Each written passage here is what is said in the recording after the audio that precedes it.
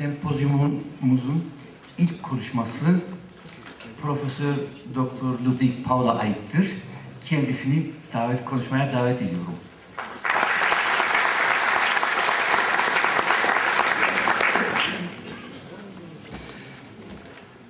Profesör Ludwig Paul, Almanya'da Zazaca üzerine, Zazaca'nın lehçeleri üzerine doktorasını yapmıştır. Kendisi Zazaca'da konuşmaktadır ve kendisi aynı zamanda İranisttir. Bugün aramızda bulunduğu için seviniyoruz ve konuşmasını İngilizce olarak yapacaktır.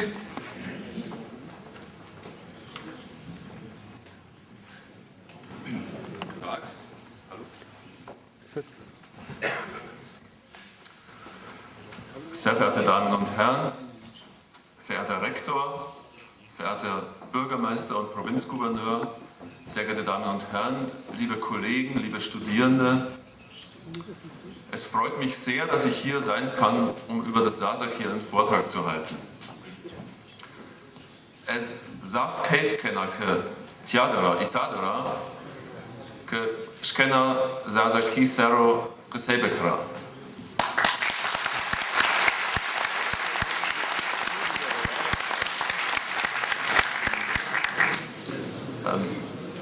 Desto ponch serio as Sasaki Musaya, Rande Joy Ayrura as Bealmani, Beamanki Kesebekara. Die Sasaki Chovira Kert.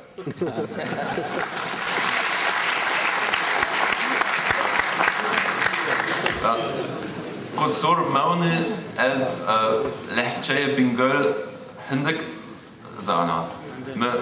As Chermuk de Sasaki Musaya. Ne Lehche Chermugio.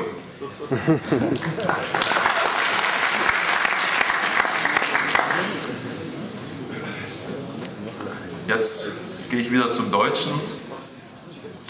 Ich habe ein Blatt abgegeben, das vielleicht gleich an der Wand erscheint.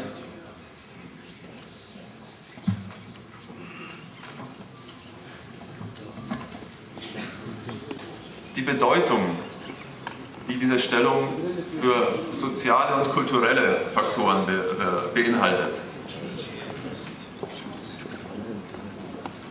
Zunächst die Stellung des Sasaki im Kreise der iranischen Sprachen. Das Sasaki ist eine indogermanische Sprache. Die indogermanischen Sprachen unterteilen sich in viele Familien, von denen die iranische eine ist. Innerhalb der iranischen Sprachen gehört Sasaki zu den westiranischen Sprachen. Weitere westiranische Sprachen sind Persisch, Kurdisch, Baluchi, Taleshi, Gilaki und viele andere. Es wäre jetzt schon sehr schön, wenn man dieses Bild sehen könnte. Ja, die Frage ist, wie kann man erweisen, ob Sasaki eine eigene Sprache ist oder nicht. Das heißt, wie misst man Sprachverwandtschaft?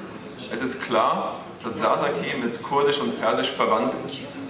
Aber wie kann man feststellen oder messen, wie eng diese Verwandtschaft ist oder wie weit sie ist?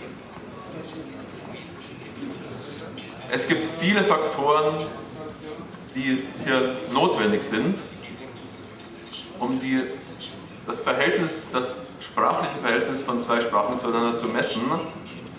Ich werde mich hier auf ganz wenige konzentrieren. Ich kann zudem, solange es kein Bild gibt, auch nicht sehr ins Detail gehen. Wichtig ist mir, wenn man jetzt das Verhältnis von Persisch, Kurdisch und Sasaki betrachtet, wichtig ist, dass man methodisch sauber, methodisch richtig an diese Frage herangeht. Es gibt sehr viele Schriften, Aufsätze, Bücher zu diesem Thema und in der Regel machen die Autoren etwas was linguistisch nicht ganz korrekt ist. Sie nehmen einzelne isolierte Merkmale der Sprache, einzelne Wörter und vergleichen die miteinander. Sie sagen, es gibt im Sasaki diese 10 Wörter, im Kurdischen diese 10 Wörter, im Persischen diese 10 Wörter. Und das beweist, dass die Sprachen eine Sprache sind, ein Dialekt sind oder was auch immer. Das ist der Punkt, der mir sehr wichtig ist. Für Sprachvergleich braucht man Methode, wissenschaftliche Methode. Diese wissenschaftliche Methode kann man in der Regel nur durch ein Hochschulstudium erwerben. Wer diese Voraussetzung nicht hat, kann nicht so kompetent über Sprachverwandtschaft schreiben. Für die Sprachverwandtschaft wichtig sind vor allem 2 Dinge. Die regelmäßige historische Entwicklung der Laute, Lautgesetze. Dazu habe ich ein Bild vorbereitet, das wir jetzt leider nicht sehen können. Wenn man Wörter von Sprachen miteinander vergleicht, zum Beispiel nehmen wir das Wort Wissen, Sasaki Sana, Kurdisch Desanen, Persisch Midanan. Wir haben hier Sasaki und Kurdisch San, einen Stamm San, im Persischen einen Stamm Dan. Dieses Wort ist richtig für den Vergleich der Verwandtschaft, weil es auf einen indogermanischen Laut zurückgeht. Ein anderes Beispiel, das Wort für 3, Persisch Se, Kurdisch Se, Sasaki Hire oder Jire. Dieses Wort ist auch wichtig und richtig, weil es auch auf ein indogermanisches Wort zurückgeht, das in allen 3 Sprachen sich erhalten hat. An diesen beiden Worten kann man sehen, beispielhaft, dass das Kurdische zwischen Persisch und Sasaki steht. Wir haben viele iranische Sprachen und wenn man die 3 Sprachen Kurdisch, Persisch und Sasaki nimmt, so sieht man, das Kurdische steht zwischen Sasaki und Persisch. Das Kurdisch ist mit Persisch verwandt, Kurdisch ist mit Sasaki verwandt. Die Verwandtschaft zwischen Sasaki und Persisch ist keine so enge. Der zweite wichtige Punkt, wenn man Sprachverwandtschaft betreibt,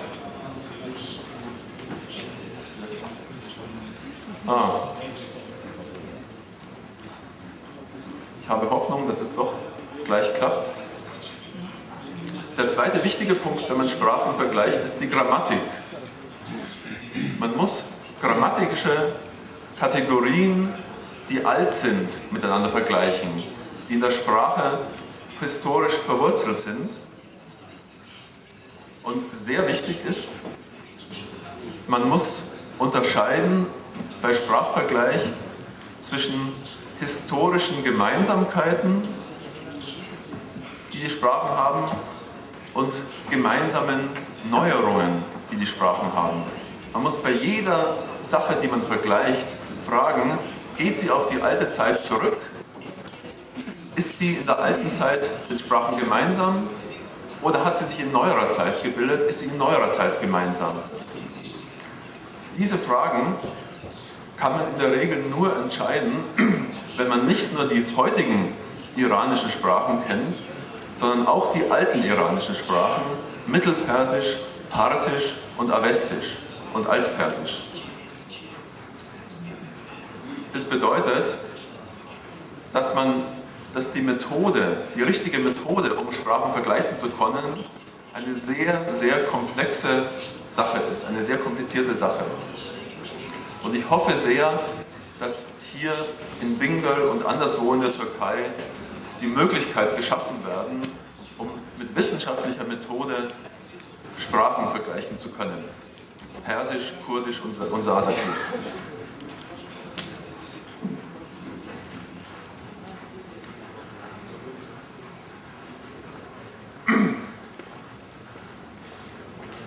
Wenn man diese methodischen Voraussetzungen nicht hat, dann bleibt ein Sprachvergleich präwissenschaftlich und man kann nur von Ähnlichkeiten sprechen.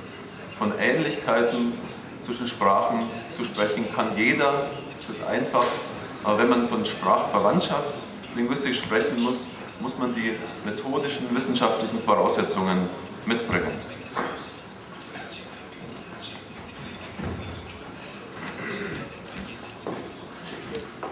Jetzt komme ich noch etwas genauer zum Verhältnis des Sasaki zum Kurdischen.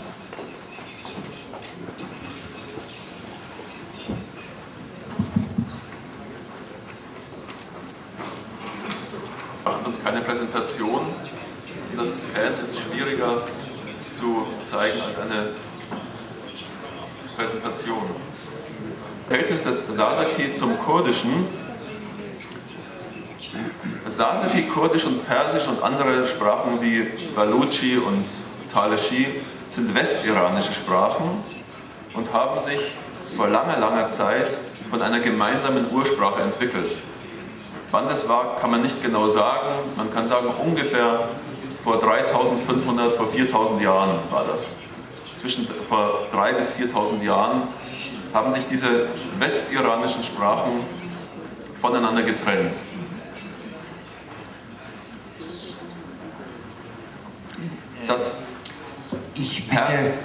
Ich bitte Herrn Paul, eine Pause einzulegen. Und damit, bis die technischen Probleme gelöst sind, dann können wir fortfahren. Değerli dinleyiciler, bazı teknik sorunlar vardır. Onlar halloluncaya kadar 5 dakika bir ara vereceğiz. Ondan sonra konuşmamızı tekrar dinleyeceğiz. Hier ist das Indo-Iranische, das Iranische, das Westiranische und das Ostiranische. Westiranisch sind diese Sprachen hier. Man unterscheidet 3 Stufen. Altiranisch, Mitteliranisch, Neuiranisch. Altiranisch, Mitteliranisch, Neuiranisch. Unter den neuiranischen Sprachen sind Persisch, Kurdisch, Baluchi, Sasaki und so weiter. Ein etwas genaueres Diagramm habe ich hier, dazu komme ich gleich. Hier das, was ich erklärt hatte, das Beispiel Dan, San, San, Wissen, Se, Se, Hire, Ire für 3. Hier sieht man im Überblick ganz vereinfacht, dass Kurdisch, Persisch, Kurdisch, Sasaki miteinander verwandt sind, dass Persisch mit Kurdisch enger verwandt ist, Kurdisch mit Sasaki enger verwandt. Es gibt manches, was Kurdisch und Sasaki gemeinsam haben, manches, was Persisch und Kurdisch gemeinsam hat und auch manches, was alle 3 Sprachen gemeinsam haben, darauf bin ich hier nicht näher eingegangen. Nochmal methodisch, man muss unterscheiden zwischen gemeinsamen ererbten Dingen und gemeinsam erneuerten Dingen. Das ist für die Sprachwissenschaft, für die Dialektologie ganz wichtig. Diese Dinge sind gemeinsam ererbt, Lautentwicklungen. Darunter habe ich ein Beispiel gebracht, Präsensbildung in den 3 Sprachen. Die ist ganz unterschiedlich. Im Persischen ich trage, Mibaram, im Kurdischen Debim, im Sasaki Bena, es Bena. Hier kann man sehen, dass die Sprachen sich auseinander entwickelt haben. Das sind allerdings relativ neue Entwicklungen. Die sind nicht 3000 Jahre alt, auch nicht 2000, sondern etwa 1000 Jahre alt oder 1500 Jahre alt. Das heißt, die sagen nicht so viel über die alte Sprachverwandtschaft aus. Hier komme ich jetzt zu dem wichtigeren Diagramm. Man nennt diese Bilder Baumdiagramm. Das sind Modelle, die die Sprachverwandtschaft veranschaulichen. Ein Modell in der Wissenschaft ist immer eine Vereinfachung. Das muss man bedenken. Es ist immer in der Realität komplizierter, aber ohne Vereinfachungen kann man diese Dinge nicht darstellen. Hier sehen Sie Westiranisch. Vom Westiranischen hat sich das Persische getrennt, hat sich Kurdisch getrennt, hat sich Baluchi getrennt, hat sich Sasaki getrennt, hat sich Partisch getrennt und andere Sprachen.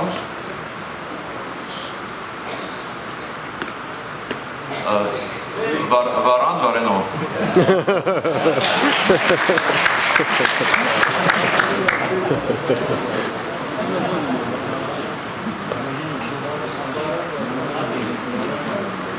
Ayum Weshnio. Wichtig hier, über die genaue Verwandtschaftsverhältnisse im Westiranischen kann man nicht viel mehr sagen, als dass sich alle Sprachen schon sehr früh voneinander getrennt haben. Es gab sicherlich Sprachen, die noch enger in Kontakt standen. Zum Beispiel Sasaki und Partisch, Proto-Sasaki, Proto-Partisch. Und Baluchi und Kurdisch waren auch enger im Kontakt. Aber viel mehr kann man nicht sagen. Was kann man von diesem Diagramm lernen? Ich möchte auf 3 Dinge hinweisen.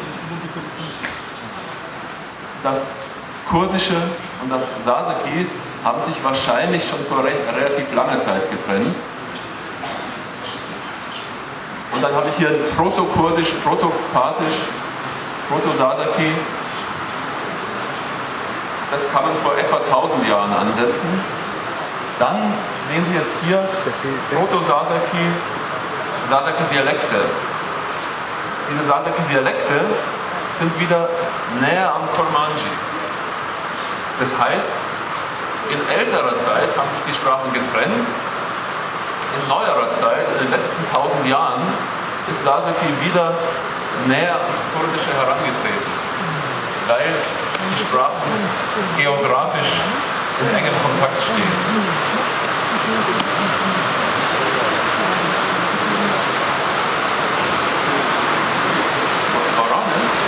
Torga, Torga.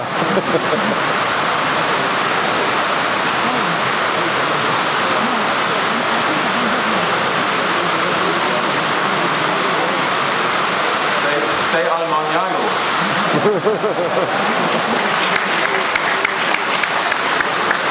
Almanya, हमें कभी से Almanya.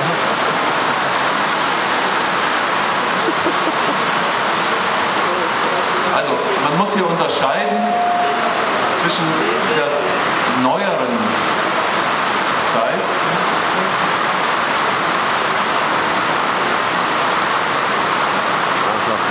Kali.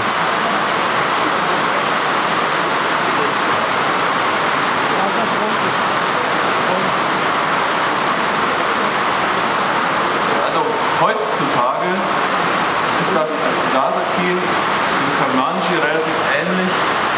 Das Kurmanji dem Sorani sehr ähnlich und Sorani dem Persischen ähnlich. Aber vor 1000 Jahren etwa war es anders. Da war das Proto-Sasaki weiter entfernt vom Kurdischen.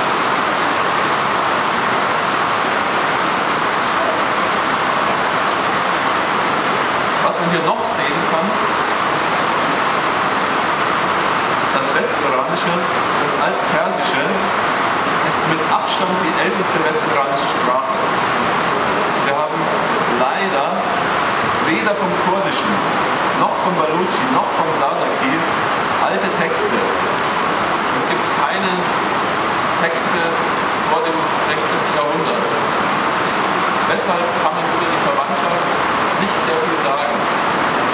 Weil wir Kurdisch, Baluchi und Sasaki nur aus neuester Zeit haben.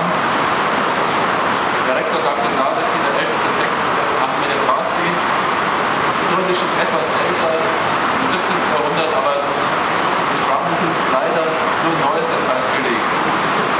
Aber um die Verwandtschaftsverhältnisse beurteilen zu können, muss man unbedingt Mittelpersisch und Altpersisch können, um hier vergleichen zu können.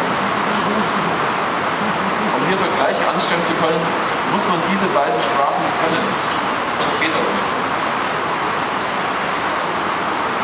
Jetzt komme ich zum nächsten großen Thema meines Vortrags, das ich genannt habe, Verhältnis von Sprache zu Ethnie, oder anders gesagt, was folgt daraus? Ich habe gesagt, Sasaki und Kurdisch und Persisch haben sich schon vor langer Zeit getrennt. In neuerer Zeit hat sich Sasaki und Kurdisch wieder angenähert, sind wieder nahe geworden. Was folgt daraus? Es ist natürlich eine Frage, die vielen Leuten am Herzen brennt, die wissen wollen, was für Sprache sprechen wir, was folgt daraus für unsere ethnische Zugehörigkeit. Hier möchte ich vorausschicken, das Verhältnis von Sprache zu Ethnie, von Sprache zu Volk ist sehr kompliziert. Ethnisches Verhältnis, ethnische Zugehörigkeit richtet sich nicht nur nach Sprache, keineswegs, sondern nach Kultur, Religion, Geschichte, gemeinsame Geschichte, Herkunft, soziales Verhalten. Soziale Faktoren spielen hier eine wichtige Rolle.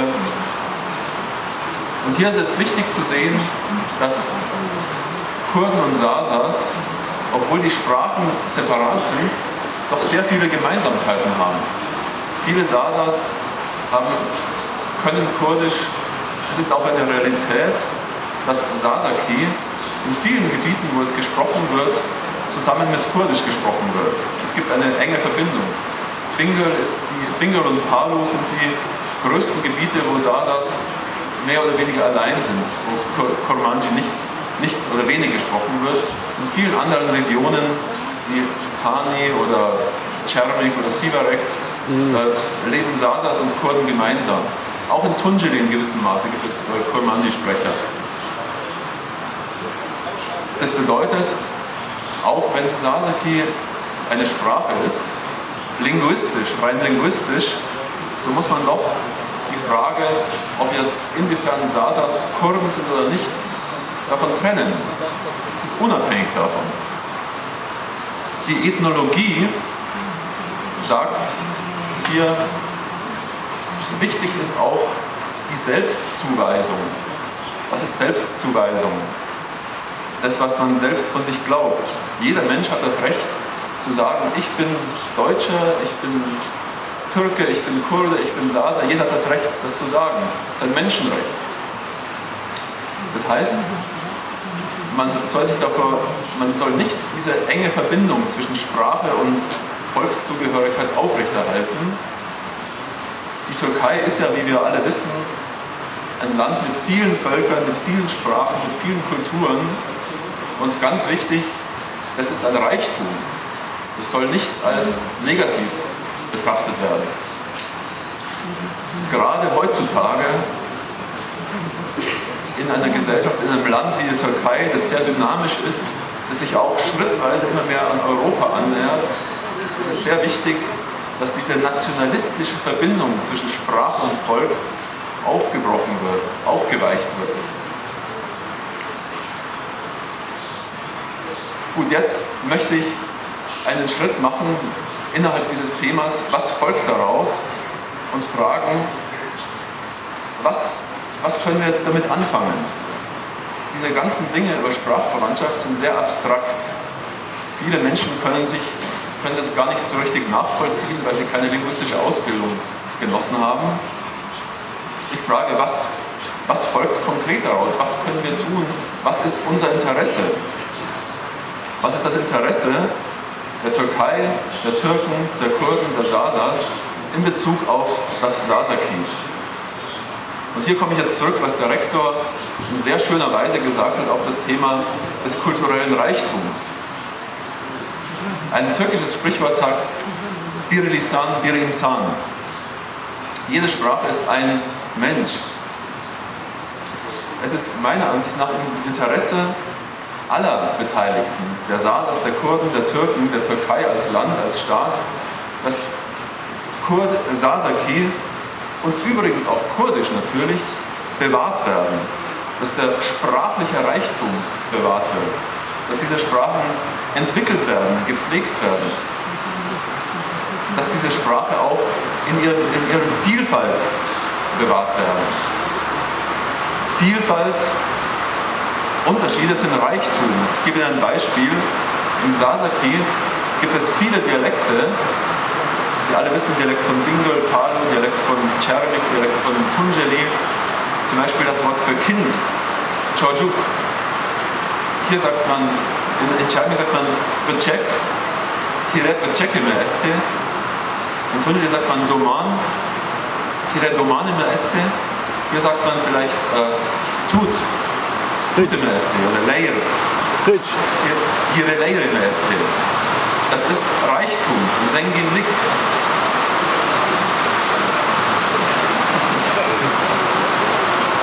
Ich hoffe, es ist nicht wegen mir.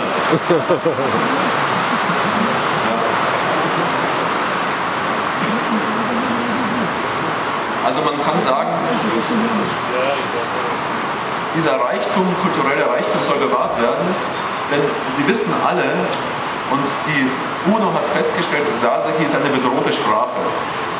Es gibt noch Millionen Sasaki-Sprecher, aber Sasaki ist bedroht, denn die Basis ist bedroht. Die jungen Leute heute sprechen nicht mehr so gut Sasaki wie früher. Und das ist wirklich mir ein Anliegen. Diese Sprache soll nicht untergehen. Und Universität, es ist sehr schön, dass hier an der Universität heute über Sasaki gesprochen wird, aber man muss wirklich überlegen, was ist die Basis und was ist wichtig, damit diese Sprache langfristig überleben kann als Sprache.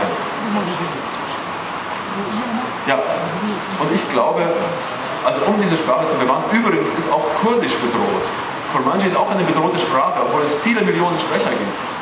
Aber die Basis ist bedroht. Die jungen Leute sind heute im Internet, Englisch, Türkisch, alles Mögliche. Und da ist wirklich die Basis bedroht. Und in den Städten, es kommt darauf an, was die jungen Leute in den Städten sprechen.